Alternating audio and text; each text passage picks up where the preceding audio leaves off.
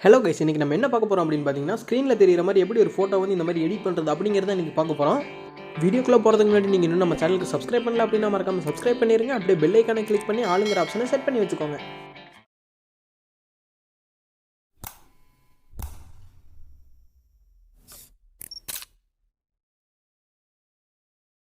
இது எடிட் பண்ணுறதுக்கு வந்து நமக்கு பிக்சார்ட் ஆப் வந்து வேணும். நீங்கள் போய் ப்ளே ஸ்டோரில் டவுன்லோட் பண்ணிக்கோங்க.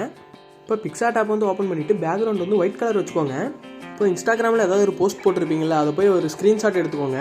அந்த ஸ்க்ரீன்ஷாட் எடுத்த இமேஜை வந்து இப்போ நம்ம பிக்சார்ட்டில் ஆட் பண்ணணும். ஆட் பண்ணிவிட்டு இமேஜை வந்து மேலே க்ராப் பண்ணுங்கள்.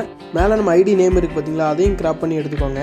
அப்புறம் கீழே வந்து பயோ எழுதியிருக்கோம் பார்த்தீங்களா, அதையும் வந்து இதேமாதிரி க்ராப் பண்ணி இதேமாதிரி செட் பண்ணிக்கோங்க. இப்போ நெக்ஸ்ட்டு வந்து ஸ்டிக்கர் அப்படின்னு சொல்லிட்டு ஒரு ஆப்ஷன் இருக்குது பார்த்தீங்களா, அதை வந்து கிளிக் பண்ணுங்கள். அதில் சர்ச் பண்ணுங்கள், பேப்பர் டோன் அப்படின்னு சர்ச் பண்ணிங்கன்னா நிறையா வந்து ஸ்டிக்கராக வரும். அதில் வந்து நான் இதை சூஸ் பண்ணிக்கிறேன். கரெக்டாக சென்டராக வந்து செட் பண்ணி வச்சுட்டு இப்போ நெக்ஸ்ட்டு வந்து ஆட் ஃபோட்டோவில் போய்ட்டு ஏதாவது ஒரு இமேஜ் வந்து செலக்ட் பண்ணிக்கோங்க.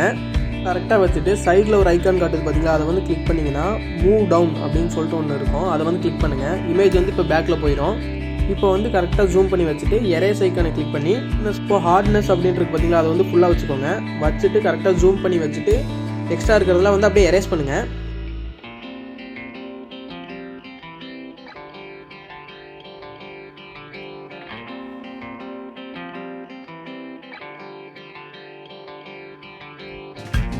இப்போ இமேஜை வந்து உங்கள் மொபைலுக்கு சேவ் பண்ணிக்கோங்க. இந்த மாதிரி யூஸ்ஃபுல்லான வீடியோஸ் நீங்கள் பார்க்கணும் அப்படின்னு நினச்சிங்கன்னா நம்ம சேனலுக்கு மறக்காமல் சப்ஸ்கிரைப் பண்ணிடுங்க. அப்படியே இந்த வீடியோக்கு மறக்காமல் ஒரு லைக் பண்ணிடுங்க.